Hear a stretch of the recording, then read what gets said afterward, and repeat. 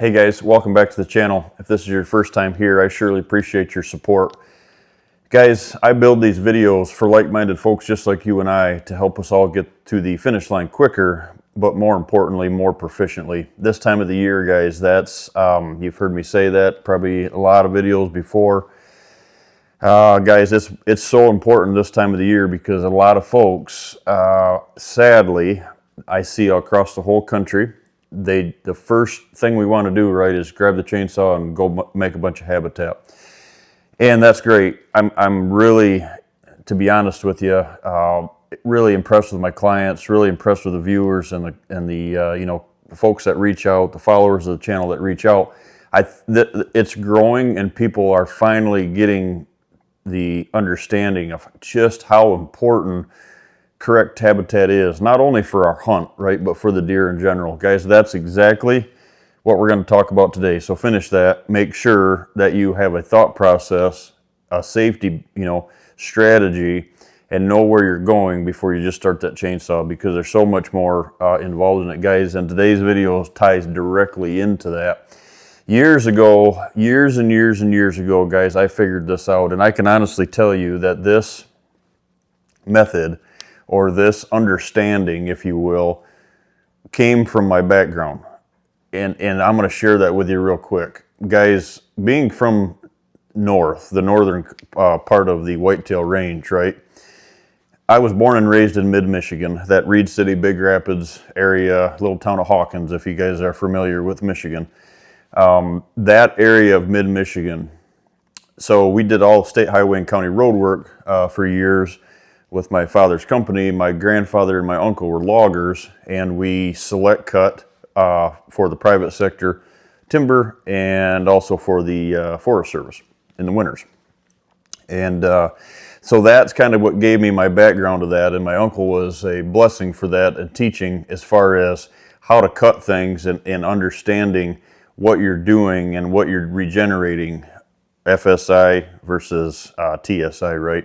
So why I share that with you real quick is because what I learned real quick in that region is these deer, their whole world revolves around browse. So, I would get to a property that when we first got there and we're hauling equipment in, something like that, let's say, and just looking at the property for these landowners, whether it was something we owned or a private sector or in the managed timber areas of the Forest Service, whatever that was, you get into these areas and it's a desert, right? There's no deer there. There's no tracks. There's nothing. And as we're cutting, you get there in the morning, there's a little more deer there, and a lot of this is done in the fall and the winter, right? And so there's no leaf stock. It's all woody browse. All of a sudden, before we leave, there are deer everywhere, right? So I made that connection real quick, just how important is browse. So now, advancing my career through guiding and doing what I'm doing now as far as consulting and designing and building properties, guys, I feel very blessed to have that background. I'm going to share with you why is these deer, what I've learned over the years, right? These deer feed 5 times in a 24-hour period, 2 or 3 of which are internal of bedding, right? It has something to do with bedding. Maybe it's on the way out of bedding. Maybe it's directly in bedding. The moral of that story, right, is the browse is king, more so than a lot of folks think. I'm gonna jump down here to this point right here because it ties in. But guys, if you were to ask 10 people, 10 deer hunters, just in general, how much food do you have on your property? The first thing that they're going to say is, I've got 3 acres of food plots. I've got 4 acres of food plots. If you're going to ask me that question, and what I hope to educate folks is that's 2 out of the 10 people say that. But right now, you ask them 10 people, 8 or 10 of them are going to talk about food plots. And it's a great idea, guys, but it's so far down the chain that you have to cure this issue first, and then that's just an additive. So that's how important that is, guys. And I've got written right here, let's start right here. I've got written right here, is right now, we're actually doing this big cold front came in, and luckily this is the week that I was here. I've got to leave next week. I'm headed towards Oklahoma, doing some properties, and my season is off and running. But right now, guys, is the time that we should be most concerned, real in depth with our property, if you will, really looking at what are we actually doing more than just the hunt for these deer. Right now is when they need this the most, guys. If these deer strive on browse, do they need it during the season? Yeah. Do they need it during the summer? No, because it's green everywhere, but it's still a huge part of their diet. But right now is what makes or breaks a property. Not even talking about do you have a tag left or do you not, just making the property, hold deer, feed deer, and get deer through nasty weather like we have right now. So this weather that we're having right now is very uncommon for the state of Kentucky. This weather that we're having right now is very common for up north. So the further north you go, something we're going to talk about, the more important this is. Guys, I see it time and time and time and time again.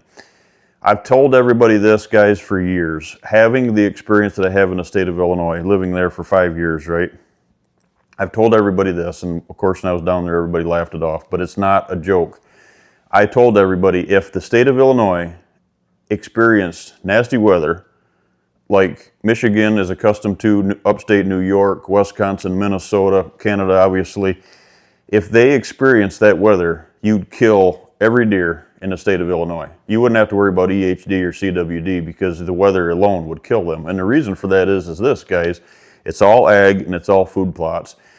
You could probably, this is a joke, right? But I mean, you could put on each property, you could put the amount of browse that's on those properties in the back of a pickup. It's not enough, right? It's you have to go above and beyond to reach that. The only reason, now it's getting a little stronger, right? But the only reason in the Midwest that there is any browse on a lot of properties, one, is because Joe down the road just happened to cut his 40 acres a couple of years ago, not intending to really make deer browse, but it just happened that he, stimulated that seed stock with daylight.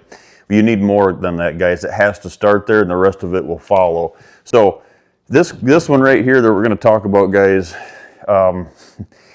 this just every year I just shake my head on some of the stuff that, and I'm not talking about other consultants or competitors or whatever the case is, guys. I'm talking about research that comes from universities that have this huge platform that I really wish that, how do I want to say this most professionally as I possibly can without just pinning it down. So there was a bunch of research done, guys, by these big associations, supposedly, that says that deer don't move before a storm front. Well, so that's what it said, before a storm front. Do deer move better after a storm front? Yeah. Do they move during a storm front? No. They like to hunker down, right? But the topic was they don't move before a storm front. Guys, it couldn't be further from the truth. But here's what I find that is tied directly to that. The reason that those big research areas or facilities or high fence, low fence, whatever they're doing them in, are built off from these huge timber TSI focused areas where they're researching deer, collared deer that go around 1,500, 2,000 acres. Well, I don't know about any of you guys watching, but there's probably a handful, maybe a dozen or less folks that are watching this that actually own that much property. But the reason, guys, that is done and they come up with this nonsense is because you don't have the browse on the property to see the deer move close to your food sources that everybody's watching, or these cameras on your food plots, or whatever the case is.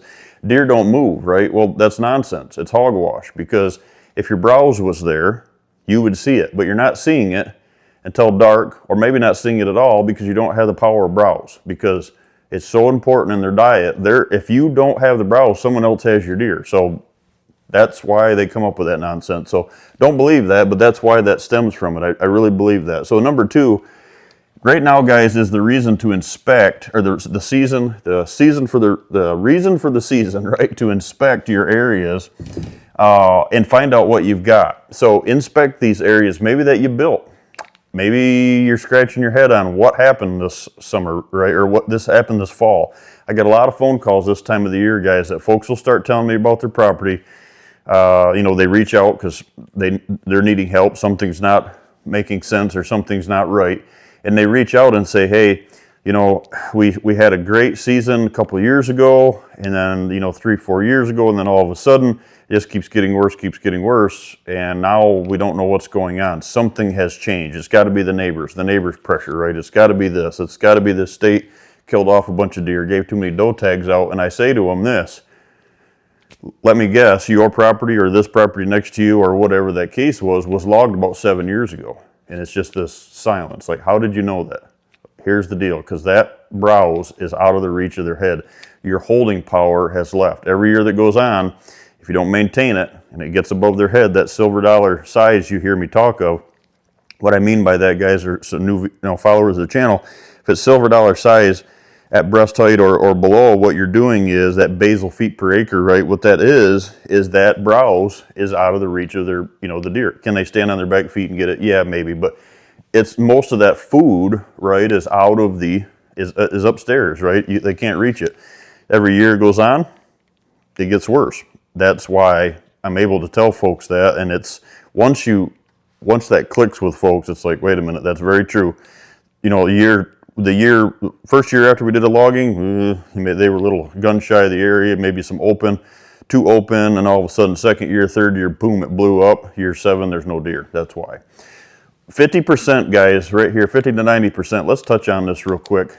Those two numbers, or this whole spectrum, guys, this percentage of this browse is something that I think a lot of folks overlook. And I hear this all the time in the South. Well, we have so much browse, we have so much, food, and you can't build bedding areas in the South because they won't bed there. Guys, it's a whole same strategy, but here's the deal. Your idea in the South is to keep it low and palatable because it doesn't get covered up with snow and you don't have the harsh conditions. It's easy, right? Folks overlook it. But up north, this is so important because that woody browse intake, guys, never drops below 50% when we're talking about their diet as a whole. So let that sink in. No matter where you're at in the country, the woody browse intake of a whitetails deer diet never drops below 50%. I can't stress that enough. It's hopefully I just drive it home. You're going to hear me talk about it a lot if you continue to watch the channel. So Alabama, it's 50%.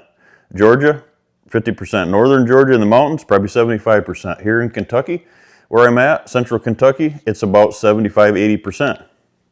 Right now, hopefully you have it, because if not, you're starving your deer. But up north, Michigan, where I'm originally from, and that, like I said, that mid-Michigan area, the UP of Michigan, Wisconsin, Minnesota, going over into the Dakotas, upstate New York, Vermont, all of these northern areas, guys, it's 90% of their intake is woody browse. So let's just do quick math, right? You got 6, 7, 8 pounds, right, is usually what this total intake of a deer that they consume in a day. 90% of that is woody browse. How important is your snow-covered food plot right now? That's what I want you to ask yourself. There's a reason, guys, that these deer in upstate New York, parts of Wisconsin, mid-Michigan, northern Michigan are 300 pounds. Do they have huge racks? Maybe, maybe not, right? But Dryden, Ontario is another one. The list goes on and on. 300-pound deer on the hoof with 0 food plots. Where are they getting the food? Well, there's no food plots. You're going to starve all your deer. It goes beyond that, right? It's so important to focus on, guys. So let that one, like I said, I'm very, you can probably tell I get a little amped about that because that's so important. So many folks overlook this power, right? So the tonnage right here, guys, ties right into what we were just talking about. Tonnage on TSI, like going back to that story I shared you about the federal forest when we were cutting that, or private landowners that, maybe they just bought something. Maybe it's not their fault. Maybe it's, maybe they, didn't want to cut it. The fact of the matter is, right, TSI areas, you go into that, what we had researched and found over the years, through biologists that were working with us or or, you know, just common deer knowledge shows and proves that in a TSI focused area, big beautiful timber, right, you have about 50 pounds per acre of food. So 90% of a deer's intake at 6 or 8 pounds is a woody browse. 50 pounds per acre. So let's do the math real quick. So that's 10 deer, maybe 10 or 12 deer on 40 acres, 80 acres, 100 acres, 120 acres, guys, it just keeps getting worse, right? So FSI comes in through, if it's nothing but select cutting, if it goes no further than the select cut process, so you're taking that canopy down to that 14 or 16 inches, you know, tree species specific. We could get into that later, but we're going to touch on that a little bit here. But, you know, just common knowledge, you know, aspen regeneration, oaks, maple, all the stuff we're going to touch on here, guys. 1,500 pounds is common. 1,500 pounds per acre. Guys, it's a total game changer. You take a couple deer on a 40, you take 1,500 pounds and throw it at their 3 foot and below where they make their living, this browse, 1,500 pounds per acre, guys. Your food plots just keep getting less important, less important, less important.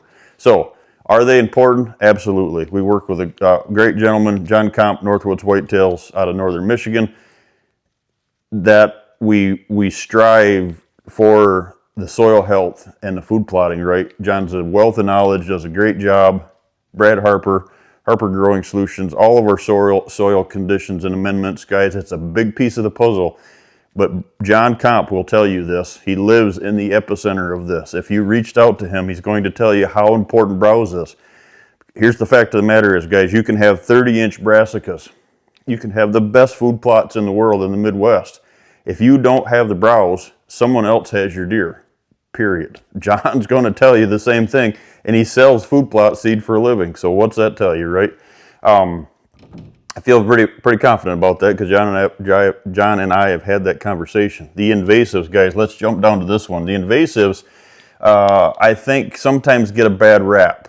Rightly so, right? If you go into an area, it's choked off, it's a second or third canopy, you know, Osage, orange, locust, just a bunch of nonsense. Some of that stuff that we talked about, what do you do with it in a bedding area on the previous video, right?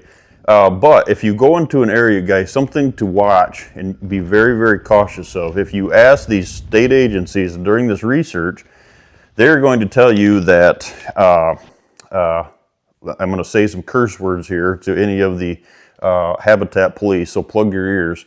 The bush honeysuckle, the autumn olive, Russian olive, they go in and eradicate it, get rid of it.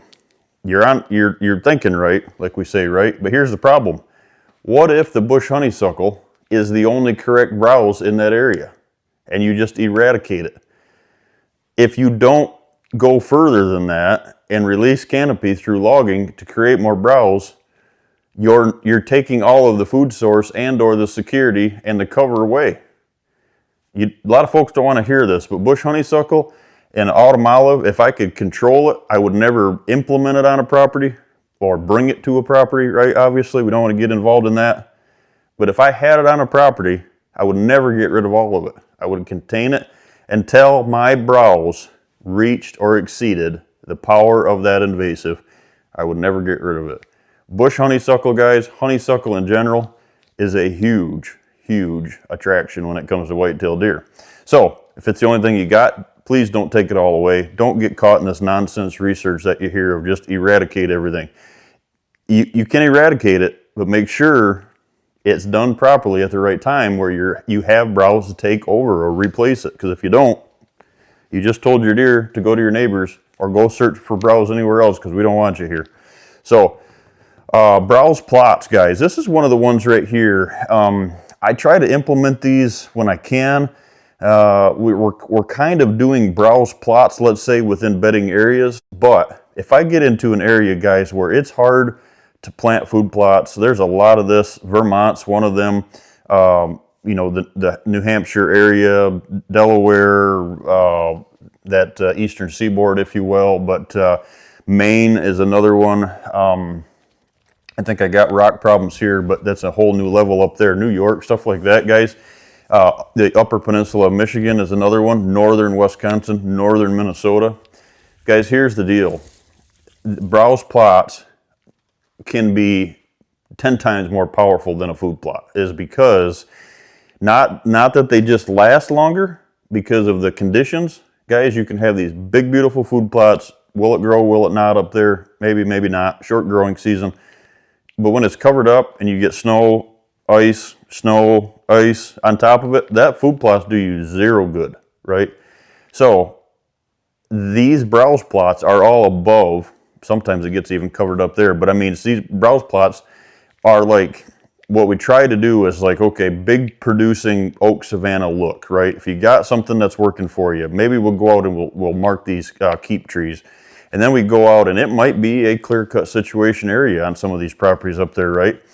And this is a public ground hunting strategy as well. Seek these areas, right? Look for these areas. But big keep trees out here, something that's dropping some hard mast, and around it is clear-cut. And these poplar regenerations and stuff that you hear us talk about, hence being from up north, right? Poplar regeneration, aspen, poplar regeneration, guys. They clear cut these areas and boom, you got 7,000 shoots per acre, reaching or exceeding, sometimes way exceeding this 1,500 pounds per acre of food, right? So let's touch on number 6 here, guys. More than food plots. We just touched on this a lot.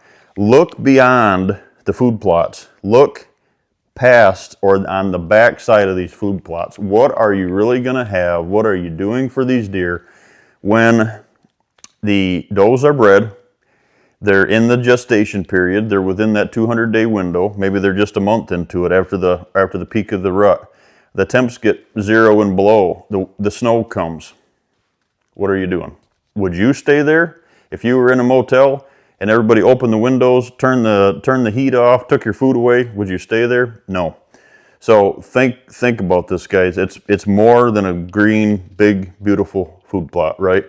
Let's just touch on this real quick, guys. Aspen and poplar, we say poplar, up in, being from up north. But this is kind of a structure, what you do with these in these areas to create this.